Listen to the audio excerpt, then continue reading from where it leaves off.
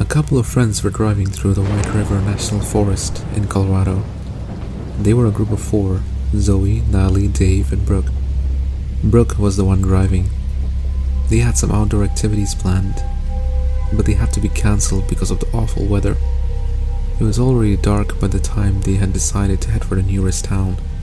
Usually it wouldn't be a problem, but the rain was showing no sign of stopping, and with low visibility was getting increasingly difficult to drive. Brooke noticed a house and stopped the car. The house looked abandoned. The windows were broken, and the entrance door was left open. And there were no lights inside either. They discussed amongst themselves and decided to check it out. If it was indeed abandoned and the condition wasn't too bad, they'd spend the night there. They had camping gear with them, including sleeping bags, so spending the night there wouldn't be a problem at all. The house was pretty much empty with no furniture, just a couch on the second floor, and oddly, it was very neat and clean for an abandoned house especially. So they decided to spend the night there. They brought some snacks and drinks from the back of their car and played some music to lift the mood. After a while, they all decided to get some sleep. At some point in the middle of the night, Dave felt a gentle splash of water on his face.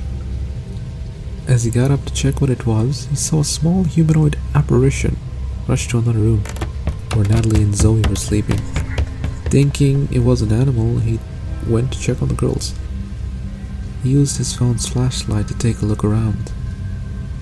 "What is it?" Natalie asked.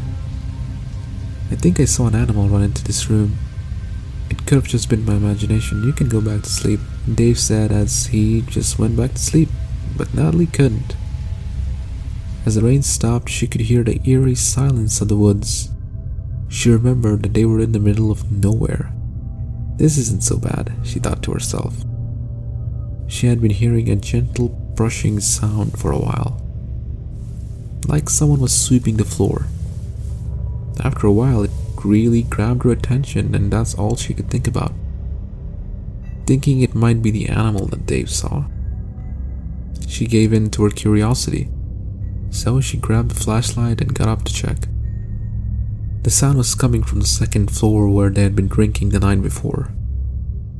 As she was halfway up the stairs, she saw something very strange.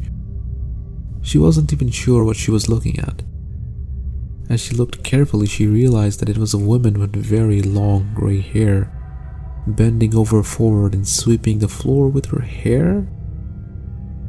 She also noticed that the mess they had made the night before was completely gone.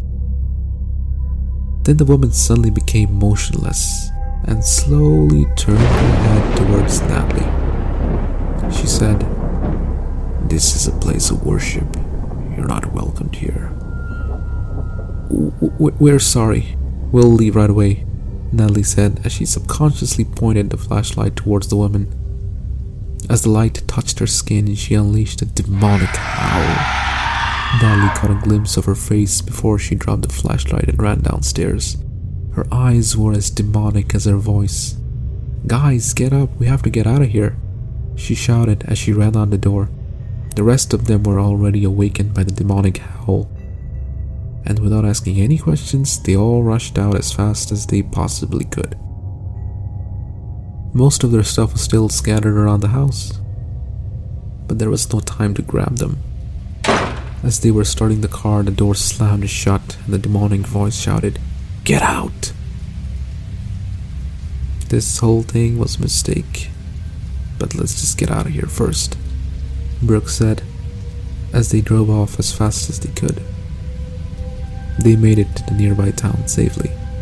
Luckily, no one was hurt.